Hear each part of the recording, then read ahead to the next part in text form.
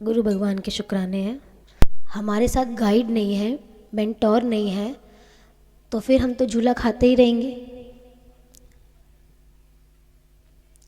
इसलिए गुरु का होना भक्ति फलदायी भी है और ज्ञान फलदायी भी है। जैसे एक बच्चे के लिए एक माँ का होना ज़रूरी है, स्टूडेंट के लिए टीचर का होना ज़रूरी है, लेकिन जब व्यक्ति अध्यात्म की तरफ चलता है तो वहाँ कहता है यहाँ मैं अपने आप चल लूँगा, बस वहीं पर ही गड़बड़ हो जाती है। आपने हर क्षेत्र में एक गाइडेंस ली, लेकिन अध्यात्म में व्यक्ति इतना बड़ा हो जाता है, कहता है यहाँ मुझे किसी गुरु की आवश्यकता नहीं है। गुरु मतलब ज्ञान देने वाला, जो साक्षात भगवान कृष्ण अर्जुन के साथ खड़े हैं। वरना और ग्रंथ भी थे अर्जुन के पास, लेकिन जब साक्षात ज्ञान देने वाला कोई खड़ा है तो आप डायरेक्ट लेना चाहेंगे या बुक्स से लेना चाहेंगे? ठीक है ना। तो देखिए, सबसे पहले तो हम ये समझेंगे कि हमारा उद्देश्य क्या है। अगर मैं आपसे पूछूं कि हमारा जीवन का क्या उद्देश्य है, या तो हमें मालूम ही नहीं होगा हमारा उद्देश्य क्या है। हम संसार में जैसे चलते आए, धक्का मुक्की खा करके जिसने जैसा कह दिया बस वैसा ही जीवन चल रहा है, उद्देश्य तो कुछ है नहीं। चलो माता जियों का उद्देश्य नहीं होगा, और यहाँ पर जितने लोग बैठे हैं हमारे जीवन का उद्देश्य क्या है? रिया, हमारे जीवन का क्या उद्देश्य है? आपके जीवन का क्या उद्देश्य है? अच्छी फैमिली मिली हुई नहीं है। अच्छा, ग्रो करे फैमिली, ये उद्देश्य है। अच्छा, और प्रवीण भैया? गुड। और क्या नाम है? रेणु दीदी? भगवत प्राप्ति। पूजा? देखिए, सबने बहुत अच्छा बताया। जो व्यक्ति जिस फ्लो में जा रहा होता है तो उसका वही उद्देश्य होता है। नॉर्मल जो भाषा में हम जब भगवान की बात आती है तो हम कहते हैं हमारा उद्देश्य भगवत प्राप्ति। भगवत प्राप्ति, भगवत, भागवत, भागवत सत्ता को प्राप्त करना। अब भागवत जी में कौन है? भगवान कृष्ण है। कृष्ण किसके साथ खड़े? अर्जुन के साथ। तो it is not very easy उस कृष्ण को प्राप्त करना, उस भागवत सत्ता को उतारना। तो व्यक्ति अचीव बहुत बड़ा करना चाहता है, लेकिन उस बड़े अचीवमेंट में छोटे छोटे अचीवमेंट्स जो होते हैं उसकी तरफ ध्यान नहीं देता। आपको ऋषिकेश जाना है, ठीक है, और आप बीच से रास्ता भटक गए। अब आप क्या कहेंगे? भैया ऋषिकेश का रास्ता बता दे बस। या बीच में जो स्टॉपेज आएंगे आप उनका रास्ता पूछोगे? मान लो हम एक सोसाइटी में हम लोकेशन डाल रहे हैं, ठीक है, और आप आ रहे हैं कहीं दूर से, मथुरा से आ रहे हैं, तो सबसे पहले आपको कहाँ जाना होगा? आप सोसाइटी का एड्रेस डालेंगे या फिर दिल्ली का एड्रेस डालेंगे? दिल्ली में जो स्टॉपेज होंगे, दिल्ली में आएंगे तब आप ढूंढेंगे कि ये दिल्ली में ये शहर कहाँ है, फिर वो सोसाइटी का है, सोसाइटी में वो फ्लैट का है, देन आप डेस्टिनेशन पे पहुंचेंगे। लेकिन डायरेक्ट आप कहो मुझे वहीं जाना है जहाँ पर सत्संग हो रहा है भैया। ऐसे ही हर व्यक्ति भागवत सत्ता को अपने भीतर उतारना चाहता है, ठीक है ना, लेकिन उसके बीच में भी कई पड़ाव हैं जो उसको पाने के लिए हमें चाहिए। और सबसे पहली चीज़ है प्रेम। भगवान को हम प्राप्त तो करना चाहते हैं क्योंकि भगवान हमें बहुत इजी लगते हैं, वो इजी नहीं है, लेकिन उनको प्राप्त करने के लिए जो गुण हमारे अंदर होना चाहिए उस गुणों की तरफ हमारा ध्यान ही नहीं जाता। बच्चा स्कूल में जा रहा है तो आप उसको कैसे भेजोगे? सुबह खड़ा हो जा और चला जा। लेकिन स्कूल्स के क्या है, रूल्स एंड रेगुलेशन है, इतनी टाइमिंग्स होनी चाहिए, ड्रेसअप होना चाहिए, और 5 घंटे से पहले बच्चा घर नहीं आएगा, आप मिल नहीं सकते, ठीक है ना, ये रूल्स एंड रेगुलेशन है। तब जाके बच्चा स्कूल में जाता है, सीखता है कुछ। ऐसे हमारे और परमात्मा के बीच ये प्रकृति भी है प्लस कुछ साधन है इसमें। जब तक हम उन चीज़ों में प्रवीण नहीं हो जाते, हम डायरेक्ट उस करंट को कैसे पकड़ सकते हैं? भगवान ने जब अपना विराट रूप अर्जुन को दिखाया तो अर्जुन सहन नहीं कर पाए थे। इतना तेज था भगवान के स्वरूप में, 100 करोड़ सूर्य का प्रकाश, ऐसा प्रकाश था। और हम चाहें कि डायरेक्ट हम सूर्य को पकड़ ले, ऐसी हनुमान जी वाली शक्ति भी नहीं है हमारे पास कि मन में आया कि आज सूर्य को निगल लूं तो चल पड़े। मन हमारा कितना कामी है, कितने गुण हैं हमारे अंदर भगवान वाले। भगवान को प्राप्त करने के लिए जो शुद्ध शक्ति है, उनको प्राप्त करने के लिए शुद्धता चाहिए। कितनी शुद्धता है हमारे अंदर, किन किन चीज़ों का हम सेवन करते हैं, मन हमारा कैसा है,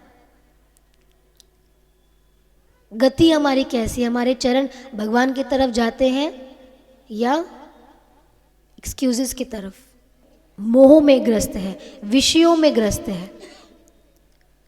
अब ये सारी चीज़ें तो हमारे पास है, चलो कोई बात नहीं भाई, अब ग्रस्ती है, हम कहेंगे हम क्या करें, हम तो ग्रस्ती हैं, संसारी हैं।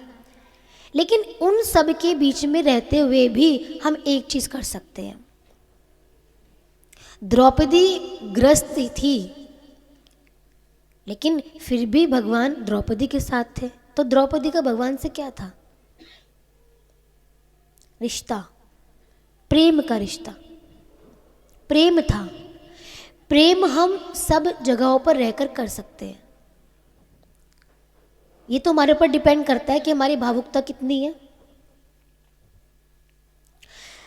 कई बार प्रसंग ऐसा चलता है कि व्यक्ति का दिल बिल्कुल भर जाता है, वो व्यक्ति इमोशनल होता है, आंसू आंखों से नहीं, ऐसा लगता है डायरेक्ट दिल से निकल रहे हो। और एक व्यक्ति को कितना पाठ पढ़ा लिया जाए कि गंगा की गंगा प्रकट हो जाए तो भी उसके हृदय में प्रेम का प्रादुर्भाव ना हो। ये तो व्यक्ति के नेचर पर डिपेंड करता है कि उसका भाव क्या है। वो संसार में इमोशनल नहीं है तो भगवान में कैसे होगा? तो वो प्रेम नहीं है। हमारे यहाँ पर एक आंटी आती है ऋषिकेश से, वो 10 दिन के लिए आती है, ज़्यादातर 10 या 15 दिन के लिए, दूर से आती है तो कुछ दिन रुकती हैं वो। अब 5 दिन तो वो रुक जाती है, जैसे धीरे धीरे उनके जाने का समय आता है तो उनके अंदर भावुकता अपने आप प्रकट हो जाती है। कहती बस पता नहीं मुझे यहाँ से जाने का मन नहीं कर रहा, तो उनका रोना अपने आप ही स्टार्ट हो जाता है। वो प्रेम प्रकट होना स्टार्ट हो जाता है। तो जिस भक्ति को सुनने मात्र से आपका हृदय प्रेम से द्रवित हो जाए, प्रेम से भर जाए और मन अपने आप ही भगवान के पद चिन्हों पर चलने लग जाए, तो समझना कि मेरे इस दिल पर भक्ति का प्रभाव प्रकट हुआ। तो इसलिए कहा है भावुक व्यक्ति सबसे जल्दी प्रेमी हो सकते हैं। भावुकता, प्रेम भगवान के लिए। ज्ञान ज़रूरी है हमारे लिए, लेकिन जब तक ज्ञान देने वाले के प्रति आपके अंदर में प्रेम नहीं होगा, वो ज्ञान हमारे हृदय में कभी जाएगा नहीं, वो रस हमारे हृदय में जाएगा नहीं। कैसे समझेंगे हम भगवान के गुण को? भगवान तो गुणों गुणों में प्रकट है। अगर आपको परमात्मा की फीलिंग्स हो रही है तो वो आपके अश्रु बताएंगे, आपका नृत्य बताएगा, आपका गायन बताएगा। मीरा भगवान के प्रेम में नाच उठी तो मीरा के हृदय में भगवान का प्रेम प्रकट हुआ और घुंघरू बज उठे। तो मीरा का नृत्य, मीरा का गायन, वो परमात्मा का प्रकट होना ही तो था। एक्सप्लेनेशन कैसे देंगे उसको? आप एक्सप्लेन कैसे करेंगे? अपने भाव से। लेकिन हमारी जो बुद्धि है वो संसार के विषयों में इतनी जकड़ चुकी है कि भगवान के लिए हमारा कोई भाव नहीं जागता। माता पिता अपने बच्चों से कितना प्रेम करते हैं और बच्चा 1 मिनट में झटक देता है, और भगवान हमें सब कुछ देते हैं और हम हम उन्हें याद भी नहीं करते। हमारा जो पत्थर दिल है उनके लिए पिघलता तक नहीं। इस माया का आवरण हमारे मन पर इतना ज़्यादा है कि ये दिल भगवान के लिए धड़कता ही नहीं। नहीं नहीं, मेरे आंखों से आंसू निकल गए तो कोई कहेगा अरे ये तो भक्तिन हो गई है। क्यों? भगवान के प्रेम में रोना कोई बुरी बात है क्या? भगवान इतने बुरे हैं? तो कहते हैं ना कि जब दर्द नहीं था सीने में तो क्या खाक मजा था जीने में।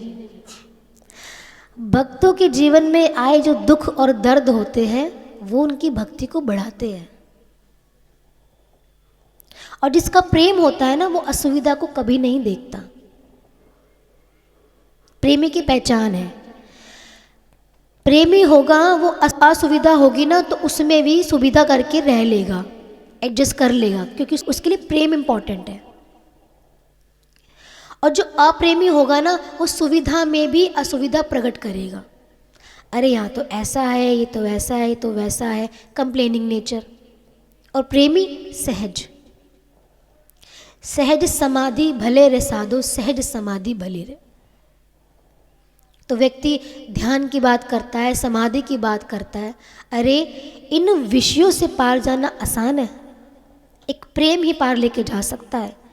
परमात्मा तो है ही है, वो तो ठसाठस इस प्रकृति में व्याप्त है। आपके अंदर भी है, मेरे अंदर भी है, उसमें कोई कमी नहीं है, लेकिन प्रकट होने में कमी है। आप प्रकट करना नहीं चाहते और हम प्रकट किए बगैर रह नहीं सकते। ये मेजर डिफरेंस है। प्रेमी प्रकट किए बगैर रह नहीं पाता और अप्रेमी प्रकट होने से डरता है। मीरा भगवान के प्रेम में नाच उठी। मीरा ने अपने प्रेम को प्रकट कर दिया, क्योंकि प्रेम कभी छुपाए छुपता नहीं। ऐसी लागी लगन मीरा हो गई मगन, वो तो गली गली हरे गुण गाने लगी। इतना प्रेम मीरा का। गुरु में कितनी वाणी देते, कितने भक्त चरित सुनाते हैं। किसके लिए? कि ये दिल जाग जाए भगवान के लिए, इसमें एक बूंद तो गिर जाए। और जो हमारा इमोशनल भाव है वो हमारा संसार की तरफ ना लग करके भगवान की तरफ लगे, जिससे हमारे सारे दुख कांटे नहीं फूल बन जाए। तो गुरु हमारे दिलों में वो भक्ति जगाने तो आते हैं। इसी के ऊपर एक कथा है। एक बार महाराष्ट्र में एक राजा थे। उन राजा का मतलब नेचर ऐसा था कि वो सोचते थे कि मेरे आसपास भी कोई संत गुजर जाए ना और मुझे उनकी सेवा का सौभाग्य प्राप्त हो जाए। कहते ये भगवान की मेरे पर असीम कृपा होगी, संत सेवा मिल जाए। संत के प्रति इतना प्यार, इतना प्रेम, मतलब दूर दूर तक उन्होंने मार्ग में अपने पहरेदार लगा रखे थे कि आसपास भी कोई संत दिखे ना तो यहाँ पर लेकर आना, उनको जाने मत देना।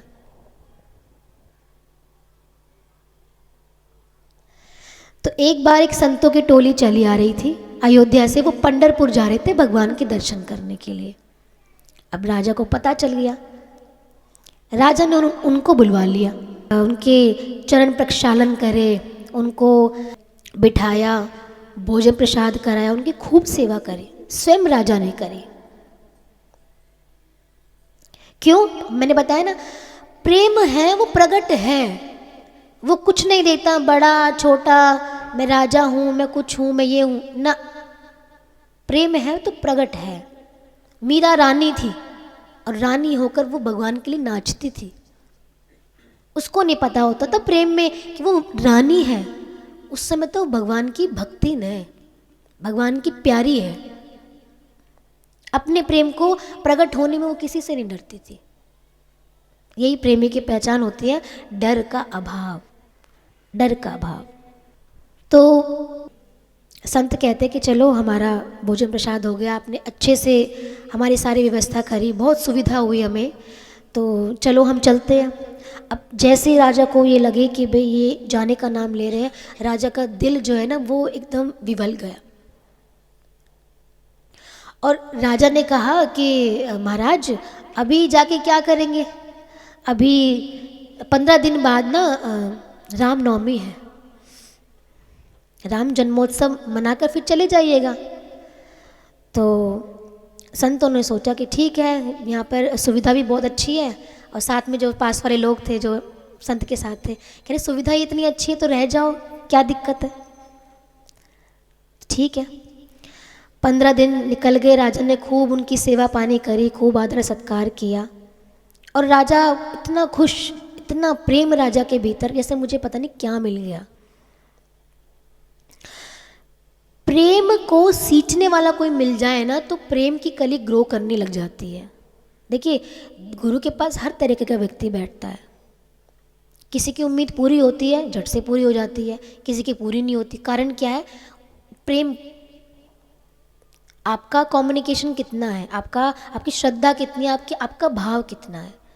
भाव है तो व्यक्ति मौन में भी ले जाएगा, और भाव नहीं है तो गुरु कितना भी ज्ञान दे ले उसको समझ में नहीं आएगा। लेकिन गुरु कृपा से ही सब कुछ संभव होता है। तभी आपने देखा होगा राजा महाराजा लोग कितना संतों का आदर करते थे, कितना प्रेम करते थे उनको, क्योंकि उनको पता है जो हमारे कर्म से सिद्ध नहीं है वो उनके आशीर्वाद से सिद्ध है। तो ऐसे ही 15 दिन निकल गए, रामनवमी आ गई, जन्मोत्सव भी बन गया। अब संत कहने लगे कि चलो फिर चलते हैं। तो राजा ने सोचा कि फिर अभी 15 दिन बाद फिर चले जाइएगा, अभी हनुमान जन्मोत्सव आ रहा है, हनुमान जयंती आ रही है। अब उन्होंने कहा कि हमें तो देखिए कोई पूजा पाठ करनी आती नहीं है, अगर आपके द्वारा होगी तो बहुत अच्छा लगेगा। तो उन्होंने कहा चलो ठीक है, कोई दिक्कत नहीं है। हनुमान जयंती भी मन गई, 15 दिन और निकल गए। अब राजा को लगा कि अब किस तरीके से रोकूं मैं इनको। तो उन्होंने कहा कि अभी गंगा दशहरा आने वाला है, उसके बाद चले जाइएगा। चलो भाई, गंगा दशहरे तक भी रुक गए। और उसके बाद राजा किसी ना किसी माध्यम से उनको रोकता रहता। उसके बाद जेठ का महीना निकल गया, जन्माष्टमी निकल गई, राधाष्टमी निकल गई, अब चातुर्मास आ गया। तो राजा कहते हैं कि अब क्या करेंगे चातुर्मास में, कहाँ कहाँ भटकेंगे आप यही चातुर्मास कर लो। ठीक है। अब मतलब राजा का प्रेम इतना था कि संत लोग कुछ कह नहीं पाते थे, कैसे कहें। उसके बाद कार्तिक स्नान आ गया, तो उन्होंने कहा यहीं पर अपना कार्तिक स्नान कर लीजिए, मैं सारी सुविधा कर दूंगा आपके लिए। उनका ठीक है। करते करते अगला साल आ गया, रामनवमी आ गई। अब तो संत जी ने हाथ जोड़ लिए कि हमें पंढरपुर दर्शन करने जाने दो, हम अपने गंतव्य के लिए निकले थे। अब राजा ने कहा ठीक है, छोटी सी विनती है मेरी, सुबह का बाल भोग लेके चले जाइएगा। तो ने कहा चलो ठीक है, इतना यहाँ रुके हैं तो राजा का दिल नहीं तोड़ सकते, सुबह का बाल भोग ले लेते हैं। तो कहते हैं दोपहर का भोजन भी कर लीजिएगा, आराम से टाइम निकल जाएगा। दोपहर का भोजन भी कर लिया। अब उनमें से एक जो साधक होता है वो देख लेता है, कहता है कि रात के भोजन की व्यवस्था राजा ने कर रखी है। कहते हैं महाराज अब हमें आज्ञा दीजिए। तो संत वहाँ से प्रस्थान कर जाते हैं। संत वहाँ से क्या प्रस्थान किए कि राजा वहीं मूर्छित होकर गिर पड़े। उनका वियोग राजा को सहन नहीं हो पाया। 1 साल जो संतों से ज्ञान मिला, प्रेम मिला, जो सहवास उनके साथ मिला, जो संग मिला, वो कैसे राजा उस प्रेम को छूट सकता था उससे। इतना विरह राजा के हृदय में। तो प्रेमी की पहचान यही है, गोपियां मूर्छित हो जाती थी भगवान के प्रेम में। इतना प्रेम था गोपियों के अंदर। देखिए हम सब गृहस्थी हैं, हम घर में रहते हैं, हम प्रेम को समझते हैं, ऐसी बात नहीं, हम प्रेम को नहीं समझते। माँ एक बच्चे का प्रेम समझती है, पत्नी एक पति का प्रेम भी समझती है, परिवार को भी समझती है, और भगवान में क्यों हम अछूते रह गए? वो प्रेम हमारे दिल में क्यों नहीं उतरता? गुरु भी मिलते हैं, ज्ञान भी मिलता है, सब कुछ मिलता है, लेकिन वो भाव जब तक हृदय में नहीं उतरेगा ना, जीवन का रूपांतरण कैसे हो? तो इसलिए प्रथम गंतव्य ठाकुर जी नहीं, बल्कि हमारा प्रेम होना चाहिए। हमारा टारगेट ये नहीं होना चाहिए कि नहीं मैं ठाकुर जी चाहिए, भगवान चाहिए, ना। मेरा टारगेट होना चाहिए कि पहले मैं प्रेमी बनूं, और जो भगवान का प्रेमी है ना, उसका संग करूं, जो मेरा दिल भी प्रेमी हो जाए। कहते गोपियों के संग से उद्धव जी भी सब कुछ भूल गए, भक्ति रूप हो गए। ज्ञान तो जीवन में देखिए पूरा था, लेकिन प्रेम नहीं था। प्रेम के लिए गुरु चाहिए। आप पोथी से कितना भी ज्ञान पढ़ लीजिए, जब तक प्रेम नहीं होगा तो वो ज्ञान उतरेगा नहीं। ऐसे गुरु हमें ज्ञान देते हैं, जब तक हमारा प्रेम नहीं होगा वो ज्ञान आप समझ ही नहीं पाओगे। आप सुनोगे, समझोगे, लेकिन यहीं झाड़ कर चले जाओगे। सुनना तो है, सुनाना भी है। क्या पता कब प्रेम का दरवाज़ा खुल जाए और हमारा दिल लग जाए भगवान से। कैसा है ना हमारा ये मन, भगवान में लगने नहीं देता। और गोपियाँ कहती हैं हमारा मन भगवान से छूटता नहीं है। तो इसलिए डायरेक्ट भगवान से प्रेम करने की मत सोचो, वो डायरेक्ट नहीं मिलेंगे। गुरु जो बता रहे हैं ना, उस मार्ग पे चलो। पहले गुरु से प्रेम होना चाहिए हमारा। गुरु की आज्ञा, गुरु का ज्ञान, एटिकेट्स, डिसिप्लिन, ये सब चीज़ हमारे जीवन में होनी चाहिए। ये सारी चीज़ आ जाएंगी तो भगवान तो है ही संतों के पीछे।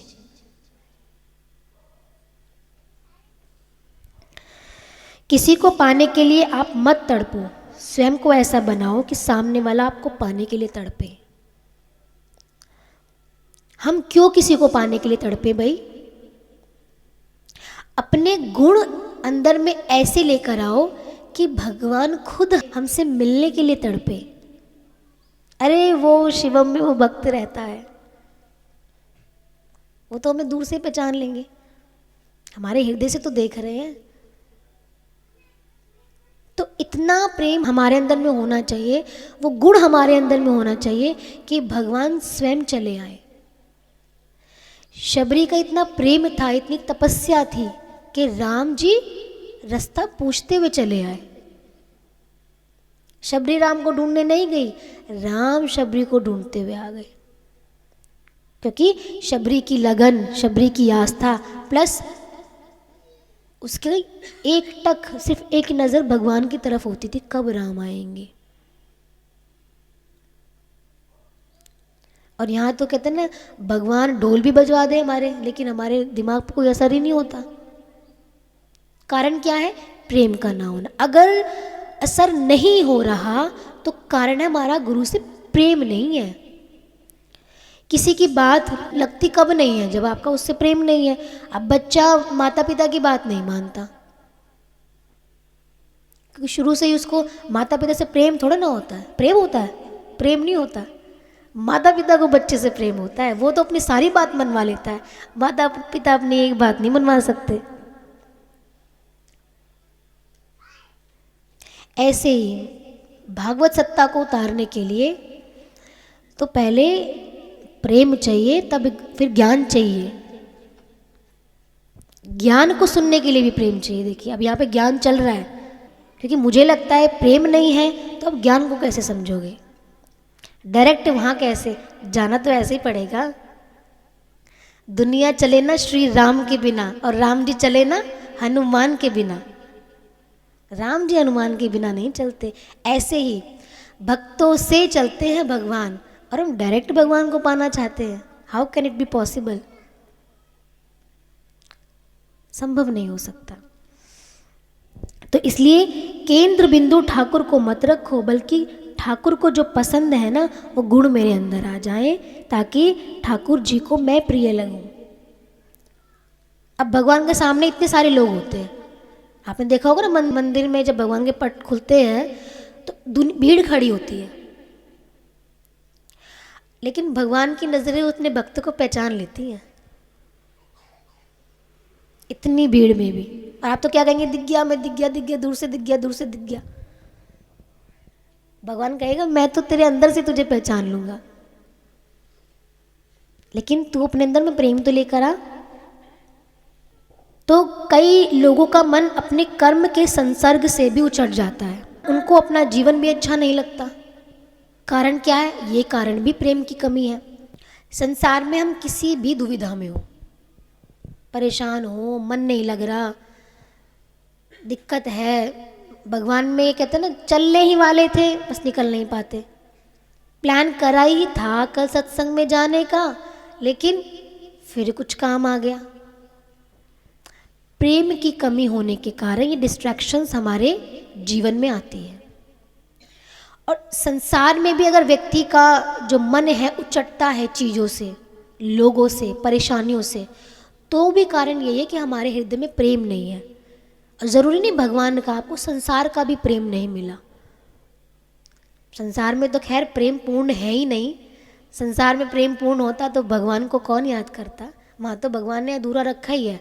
आपको लग रहा होगा चलो भी मेरी लाइफ बहुत इजी चल रही है, लेकिन एक झटका ज़रूर आता है व्यक्ति के जीवन में। पांडवों का जीवन बहुत अच्छा था, लेकिन झटके पे झटके, झटके पे झटके। लेकिन पांडव जो है दिल के अच्छे थे, तो भगवान ने सुविधाएं कर दी।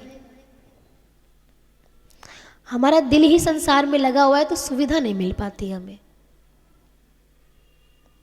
तो मन पर फोकस करिए, ये मन है आपको गलत राह दिखाने वाला, और इस मन को अगर आपने सही डायरेक्शन दे दी तो ये मन ही आपको भगवान की तरफ ले जाने के लिए काफ़ी है।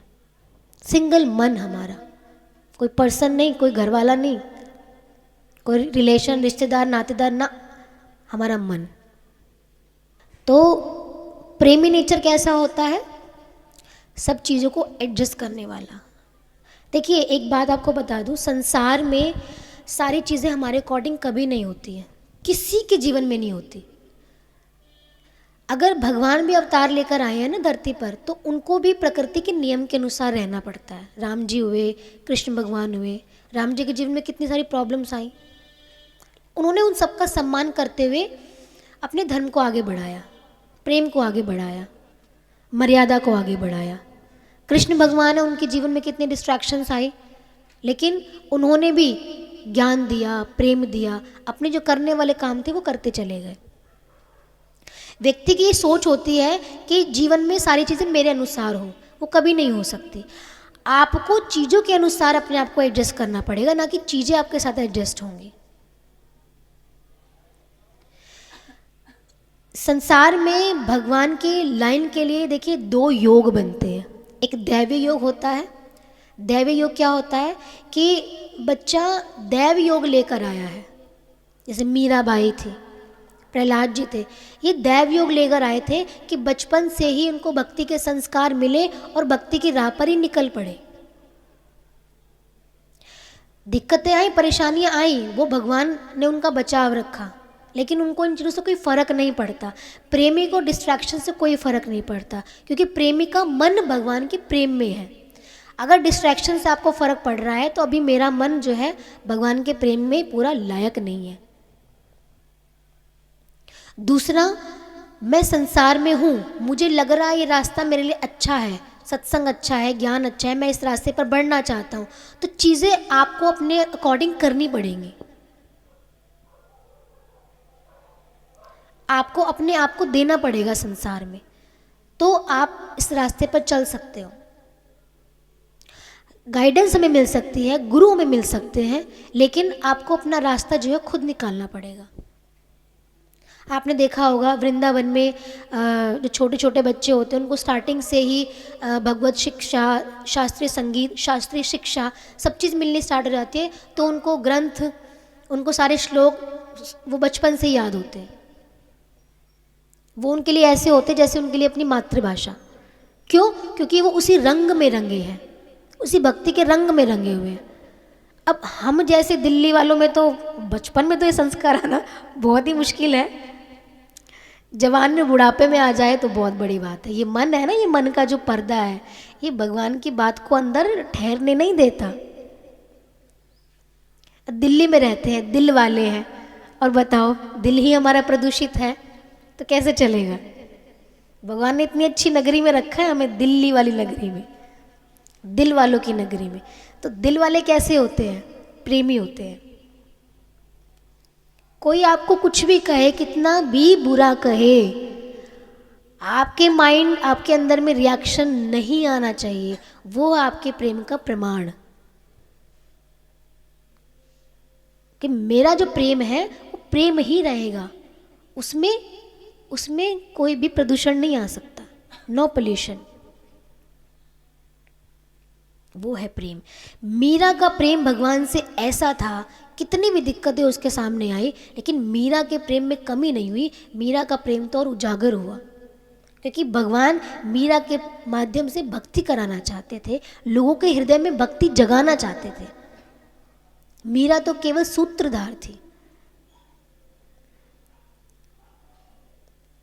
तो ऐसे ही भगवान संतों के हृदय में बैठकर ही हमारे हृदय में, हृदय से हृदय मिलान करने के लिए आते हैं।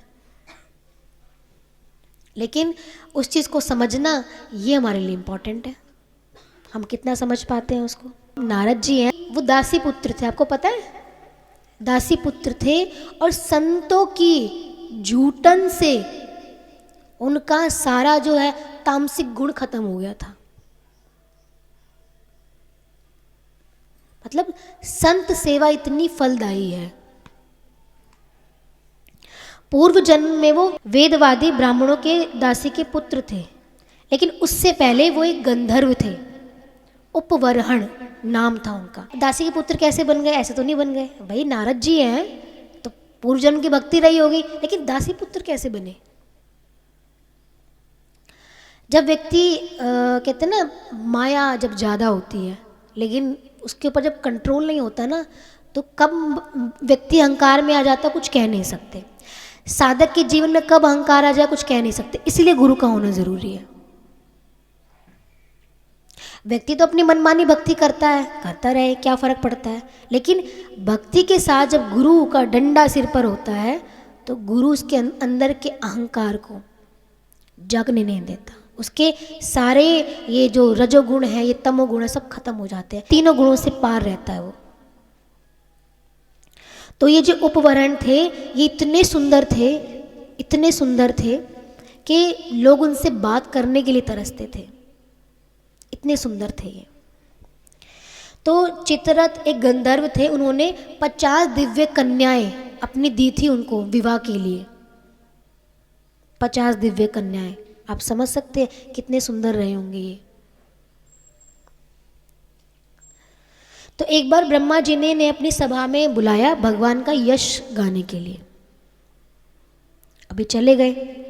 अब देखिए, कहते ना, आप कितना भी राइज हो रहे हो, गुरु नहीं है, आप धड़ाम से गिर भी सकते हो, इसलिए गुरु का होना बहुत ज़रूरी है। देखो, मैं तो यही कहूँगी, पग पग पे आपको गुरु की आवश्यकता है। कब प्रकृति आपको गिरा दे, कौन सा डाइवर्जन आपके जीवन में आ जाए और आप धड़ाम, सब दिमाग फेल हो जाता है। तो ब्रह्मा जी ने उनको सभा में बुलाया और ये गए। अब इन्होंने जब गाया तो ये इन्होंने भगवान की जगह माया का विस्तार गा दिया, रूप का विस्तार गा दिया। अब ब्रह्मा जी को गुस्सा आ गया, कहते तुम इस संत सभा में बैठकर भगवान का गुण गाने की बजाय तुम ये क्या गा रहे हो? जाओ, मैं तुम्हें शाप देता हूँ कि तुम दासी के पुत्र बनकर जन्मोगे। देखो, हम नारद जी हैं, सबको भक्ति का पाठ पढ़ाते हैं, लेकिन उनके पूर्व जन्म की कथा देखी कैसी थी। हम भी अपने जीवन में जिस जिस योग में होते हैं ना, पता नहीं किस किस से शापित होते हैं हम, और ये श्राप हमारा गुरु के द्वारा ही कट सकता है। तो कालांतर में वो दासी के पुत्र बने। एक बार ब्राह्मण के यहाँ साधु चातुर्मास करने आए और उन ब्राह्मणों ने नारद जी को यानी कि उन दासी पुत्र को उनकी सेवा में नियुक्त कर दिया कि तुम इन संतों की सेवा में रहोगे। अब नारद जी अब देखिए पूर्व जन्म के संस्कार भी थे, प्लस संत सभा में विपरीत चलने से उनका अधोपतन हुआ। ठीक है ना, ध्यान से सुनना। संत सभा में विपरीत चलने से अधोपतन हुआ। अब वही संत सभा उनको मिली और संतों का संग करने से वो ग्रो हो गए। अभी बोला ना कि ग्रो कैसे हो, ग्रोइंग लाइफ कैसे होती है हमारी, गुरु के साथ होती है। फूल किससे ग्रो होता है? जब सूर्य की धूप उस पर पड़ती है। ऐसे ही जीव का मन तब ग्रो होता है जब उस पर गुरु रूपी प्रकाश पड़ता है। तो संत चर्चा करते, कथा कहते, और नारद जी उसको इतने भाव से सुनते, इतने भाव से सुनते कि जितने दिन वो वहाँ रुके, नारद जी का सारा जो पाप था, तमोगुणी, वो सारा कट गया। उनको पूरा जीवन में निकालना पड़ सकता था, लेकिन वो संतों की सेवा से कट गया। सत्संग की और गुरु सेवा की इतनी महत्ता है जो हम जानते भी नहीं हैं। अब जैसे ही संत जाने लगे, बालक एकदम विवल होकर रोने लग गया कि आपसे तो मुझे भक्ति मिली, मुझे प्रेम मिला, अब मैं आपका वियोग सहन नहीं कर सकता। मुझे सुनना है भगवान के बारे में, और मुझे जानना है, प्राप्त करना है मुझे। लेकिन दासी पुत्र था, माता नहीं चाहती थी कि मेरा पुत्र जो है संतों के साथ जाए।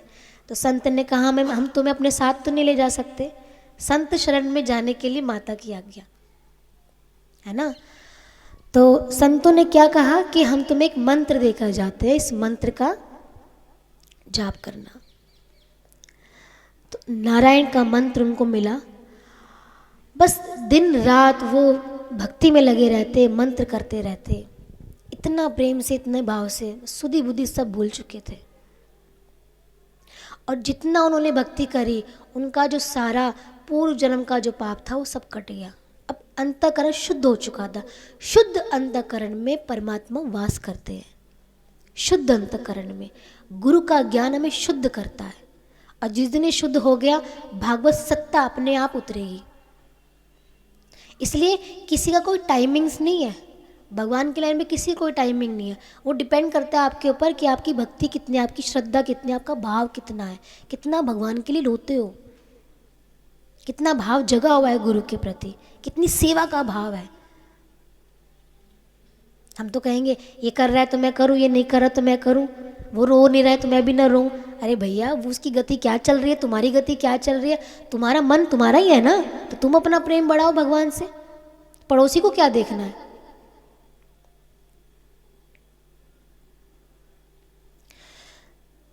तो अब थोड़ा टाइम बाद क्या हुआ, उनकी बस माता ही उनके बीच में थी। माता को सांप काटने से उनका देहांत हो गया। अब बेचारा बालक अकेला रह गया, लेकिन उनके जीवन से एक डिस्ट्रैक्शन भी हट गई थी। माता रोक टोक करती थी, कहीं जाने नहीं देती थी। अब वो फ्री हो गए, वो जंगल में चले गए। भगवान के प्रेम से उनके अंदर में एक चीज़ प्रकट हुई, उनका भय खत्म हुआ। जंगल में जीव जंतु सब कुछ है, लेकिन उनको भय नहीं लग रहा, वो जा रहे हैं और एक पेड़ के नीचे बैठ गए और भगवान का नाम जप कर रहे हैं।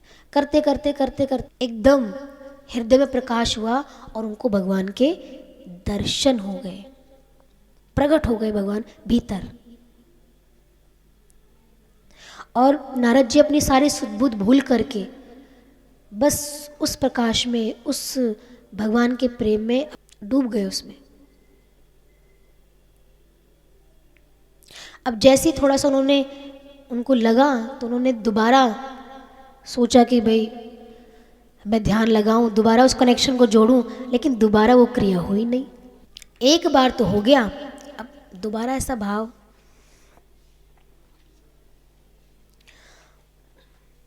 अब नारद जी खूब प्रयास करे कि मैं फिर से ध्यान लगाऊं, अब मुझे दोबारा भगवान के दर्शन हो। वो एकदम उनका दिल विवल हो गया, हे भगवान आप मुझसे दूर क्यों हो गए, मुझे दर्शन करने हैं, मैं इसके बिना नहीं रह सकता, मुझे वो चाहिए, मुझे वो चाहिए।